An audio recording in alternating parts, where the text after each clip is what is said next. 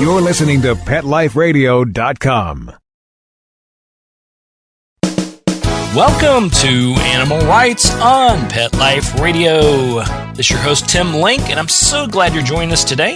My special guest today is New York Times bestselling author Susan Wilson. And Susan's going to be here talking about her latest book, The Dog Who Saved Me. So I know we got a lot of big fans of Susan's out there, and we can't wait to learn a little bit more about the book. And we're also going to delve into a little bit about her overall writing styles and challenges and things of this sort us writers always go through. So it's going to be fun and exciting. Everybody hang tight. We'll come back after these messages to talk to Susan Wilson. You're listening to Animal Rights Show on Pet Life Radio. Sit. Stay. We'll be right back after a short pause. Well, 4 to be exact. It's DesignerPetSweaters.com. Hand-knitted designer sweaters for your precious pup or cool cat. Beautiful couture patterns for your pets, including custom-knitted formal wear, casual wear, yachting, and even sports-themed. Many designer pet sweaters include feathered tammy hats, top hats, and a lot of sparkle. Each sweater includes leg loops, front paw sleeves, and leash opening. Visit DesignerPetSweaters.com to order your 4-legged fashions today. Large or small, we fit them all. DesignerPetSweaters.com. Listen, cat people, it's just litter. Until you realize those big boxes mean big smells, big messes, and big money. Switch to World's Best Cat Litter, the only litter with concentrated power. It guarantees less smells, less work, all with less litter. Try the small bag that lasts one cat 30 days and you'll realize it's just litter, unless it's World's Best Cat Litter. Find it at Target, Walmart, and at your local grocery and pet stores.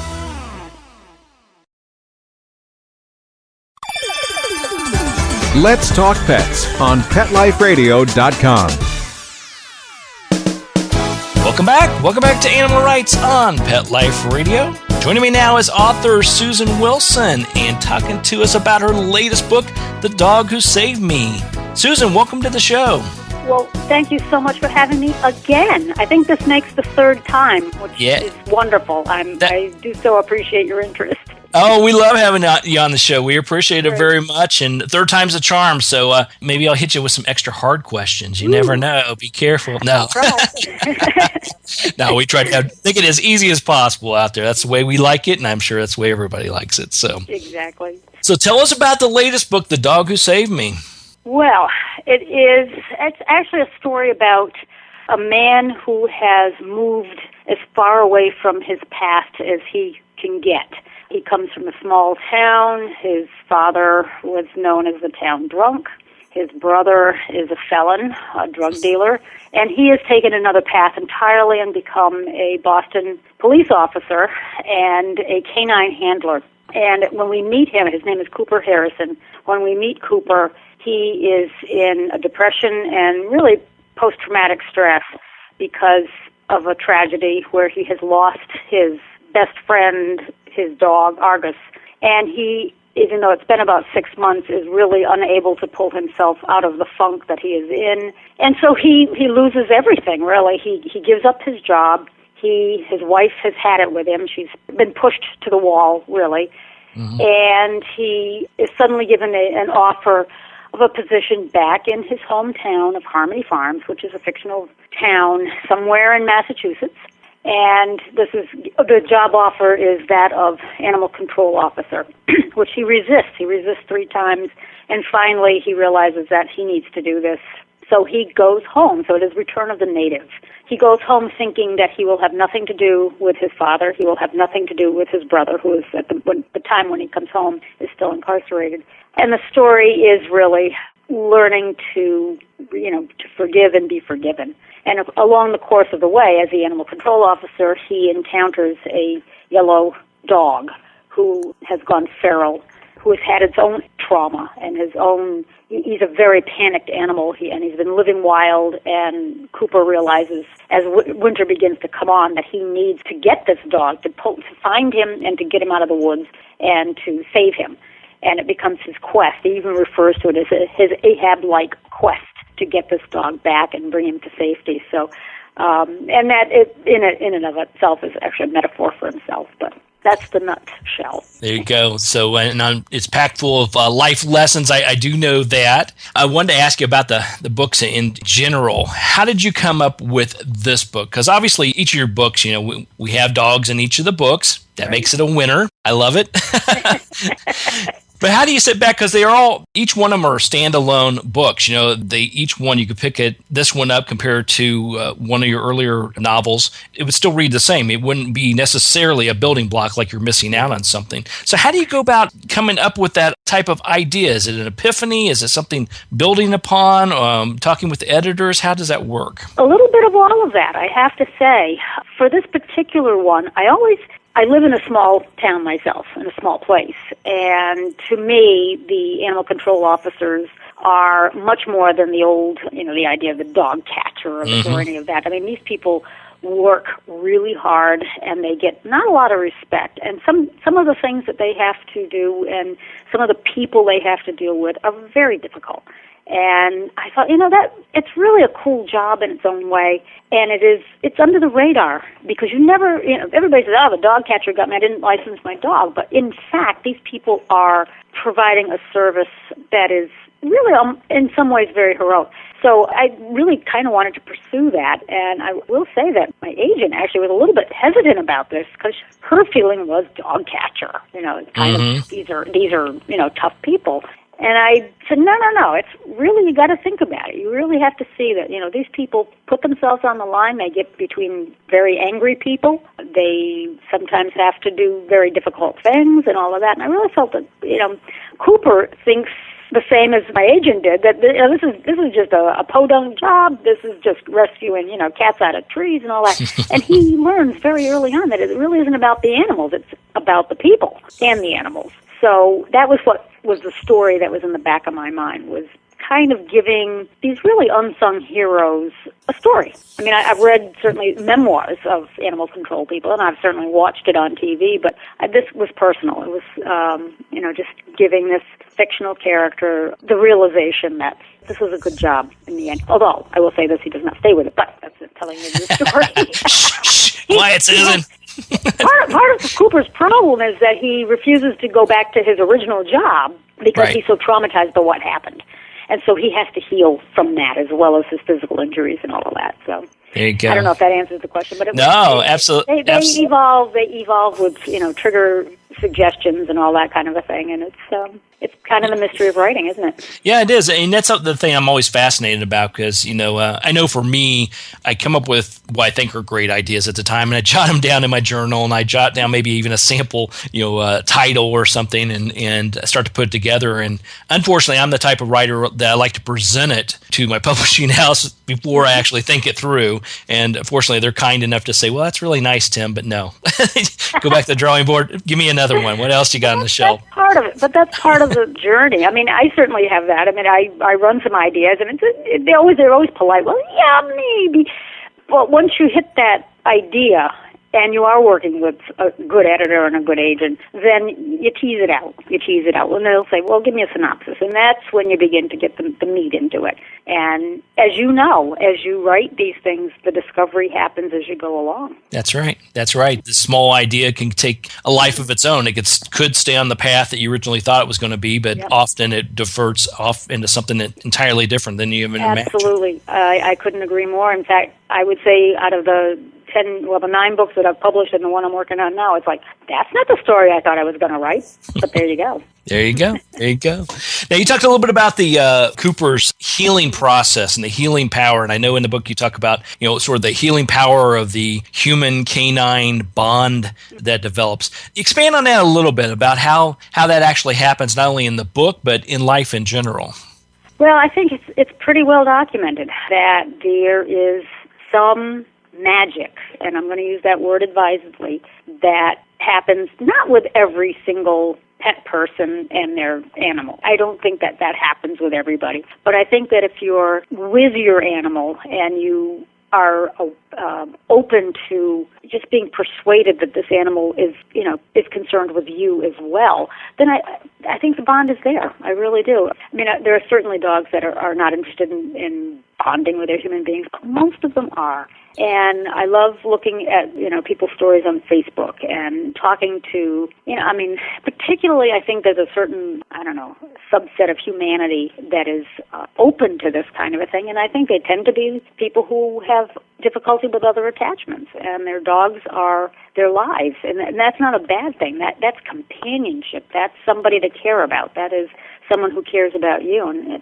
it's just a lovely thing. And someone asked me the other night at the book launch about horses, and why wouldn't I write about the bond between people and horses, which is something that I have. I have a horse and have had horses and all of that. And I laughed and I said, well, horses are great, but they just don't love you. And the person who asked the question looked at me and said, mine does. And I'm like, yeah, but it's different. It's different. My dog is sitting with me on my couch, and, she, maybe she's not saying, oh, are you okay? But she's like, I'm going to make you laugh. And my horse is like, is it time for feeding? Take that saddle off. It's time for my feed. Now, Susan, you just got to get a big old couch and take it out to the barn and have a sitting session. That's what it is. I've thought of that. I'm not going to do that. No. Good idea of it. All right, don't blame me if the horse isn't bonding with you the way he should. But okay. But it's a different thing, particularly because horses tend to go person to person to person. It's rare that a horse comes into your life as a 2-year-old and you keep it until they're 40. Most horses, and certainly the ones I've had, have come to me, after they've been through a few owners. So why should they bond? Yeah.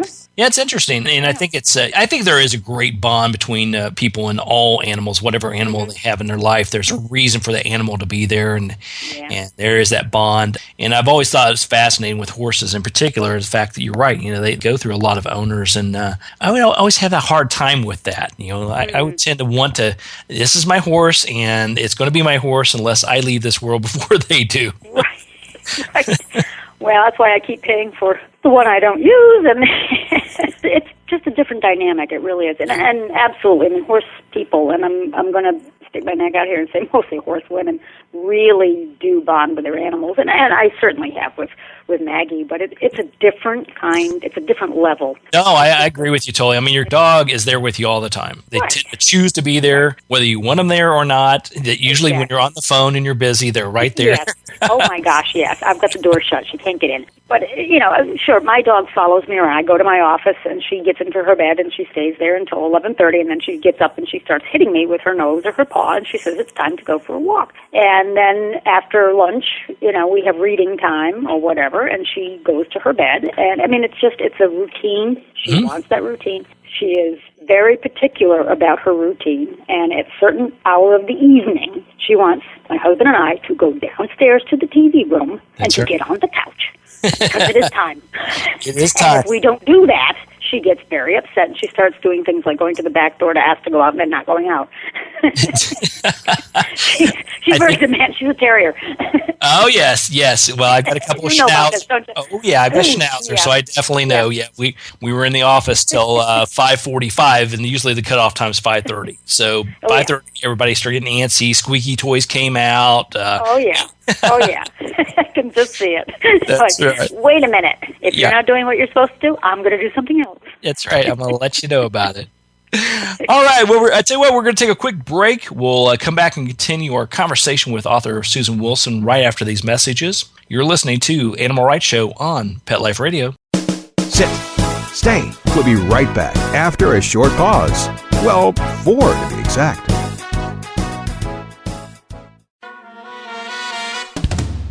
Amazing Pet Expos is coming to a city near you. Admission is always free, and your pet is welcome. Shopping, adoptions, free nail trims, discounted shots and microchipping, agility, a pet costume contest, and much more. Plus, meet the guys from Animal Planet's hit TV series Tank and Pit Boss. Online at AmazingPetExpos.com. Bring your pets to the Pet Expo. Hi, Hi, I'm Dana Humphrey, also known as the Pet Lady. I travel from coast to coast to pet trade shows and consumer events to scout out what the hottest, hippest, and most unique pet products are on the planet, bringing you tips and tricks from top veterinarians, groomers, trainers on how to safely travel and live happily with your pets. The Pet Lady will be in a city near you, showing off the latest and greatest tech pet gadgets, cozy comforts, and fab gift ideas for man's and woman's best friend. You can learn more at thepetlady.net or connect socially and tweet with me at PetLadyWorld. Coast to coast and around the world, it's All Behave with Arden Moore. Find out why cats and dogs do the things they do and get the latest buzz from wagging tongues and tails in Rin Tin Tinseltown. From famous pet experts and best-selling authors to television and movie stars, you'll get great tail-wagging pet tips and have a fur-flying fun time. All Behave with America's pet edutainer, Arden Moore. Every week on demand, only on PetLifeRadio.com.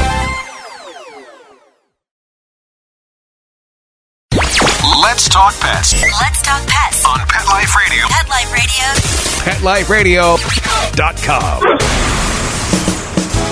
Welcome back. Welcome back to Animal Rights on Pet Life Radio. Here with author Susan Wilson. Talk to us a little bit about her latest book, The Dog Who Saved Me. Now, Susan, I want to talk to you a little bit about that writing process.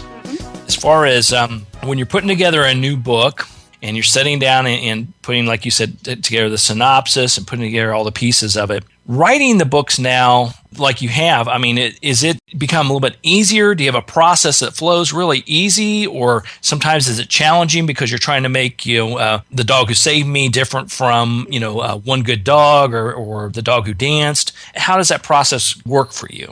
It's a little bit of everything. Usually first draft, which takes me about 6 months, is hard. It's really hard work, and it's it's the kind of work where I have to sit in my seat and I have to do 1,000 words because I figure it's my job, and it's the least I can do is to get 1,000 words down. Now, as like last week, I'm working on a new book. I did 1,000 words, and then I took out 2,500. So you go back a little bit, but it's such a process of discovery because even after I've been on this one since November, so I know the characters fairly well now.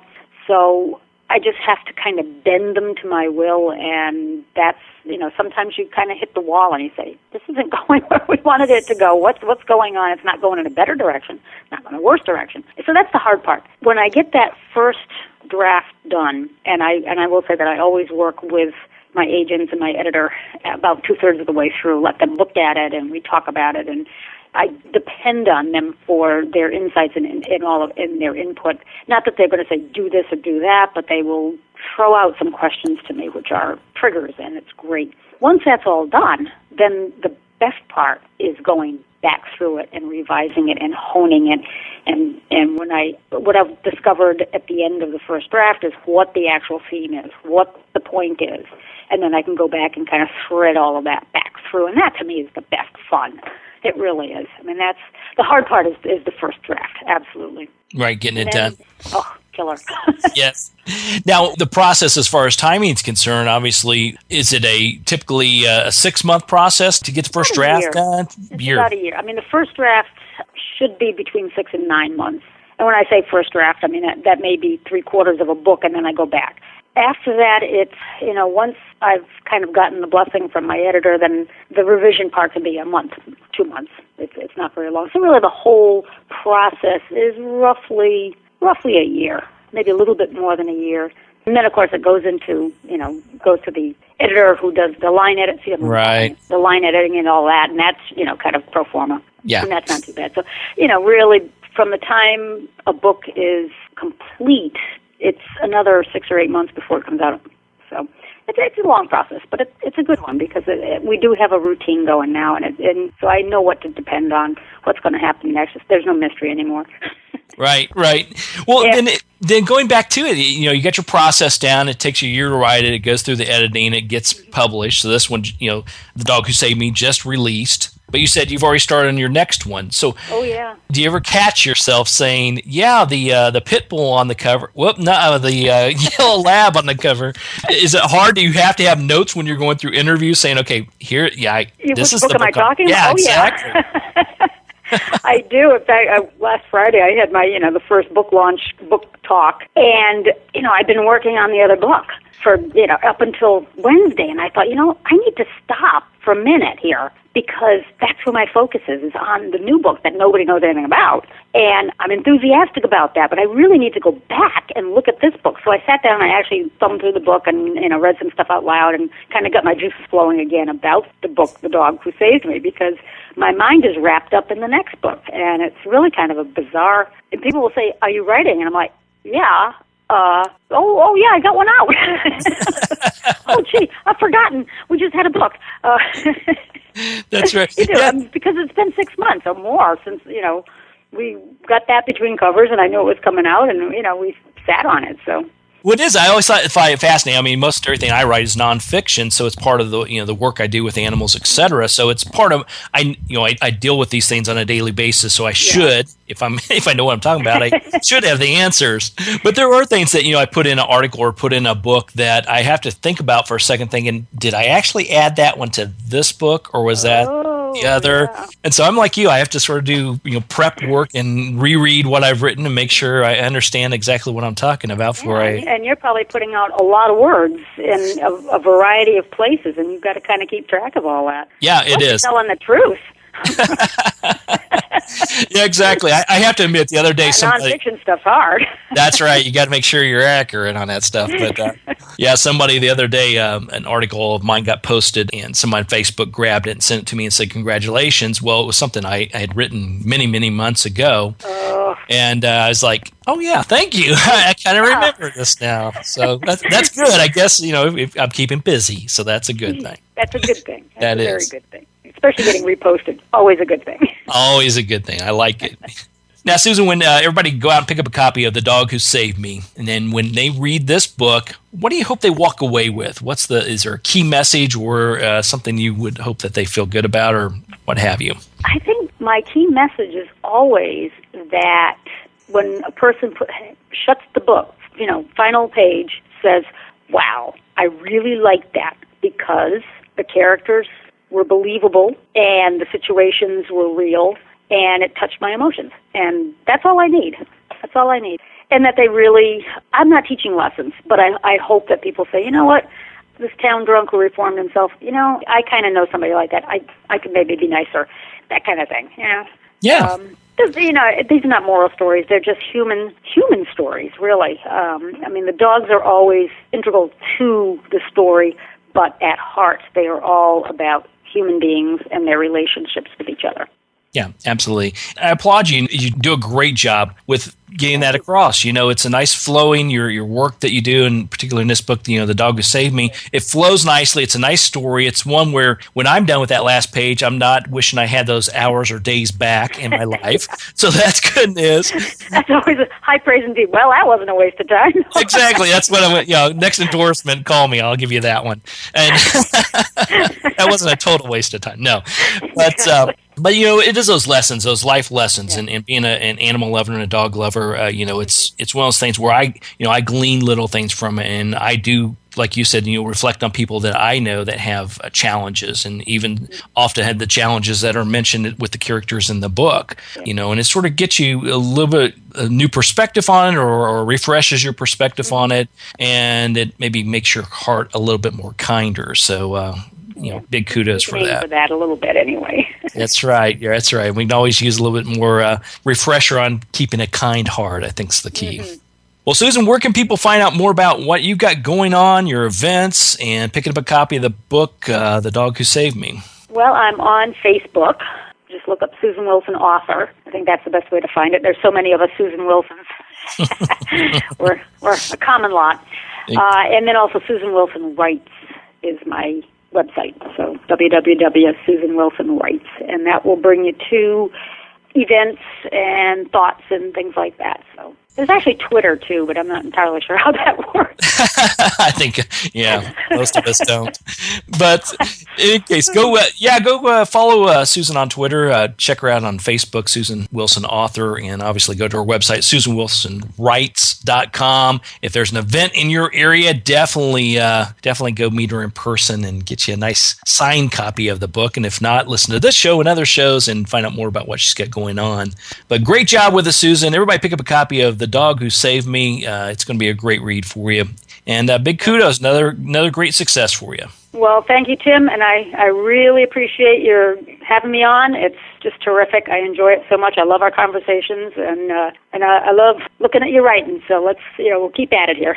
There you go. We'll keep paddling along. Right. Thanks so much, Susan. Congratulations. We'll talk to you again real soon. All right. Thanks so much, Tim. Well, we're coming to the end of the show today. So I want to thank everybody for listening to Animal Rights on Pet Life Radio. I also like to thank our sponsors and producers for making this show possible. To find out more about me, Tim Link, and the other guests I've interviewed on the Animal Rights Show, you can go to PetLifeRadio.com, click on the Animal Rights icon, and download those episodes and listen to all the great interviews.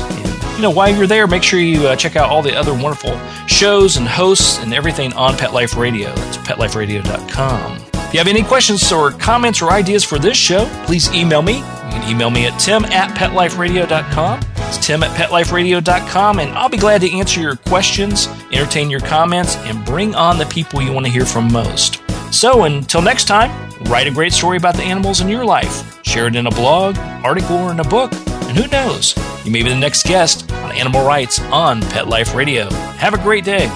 Let's Talk Pets, every week on demand, only on PetLifeRadio.com.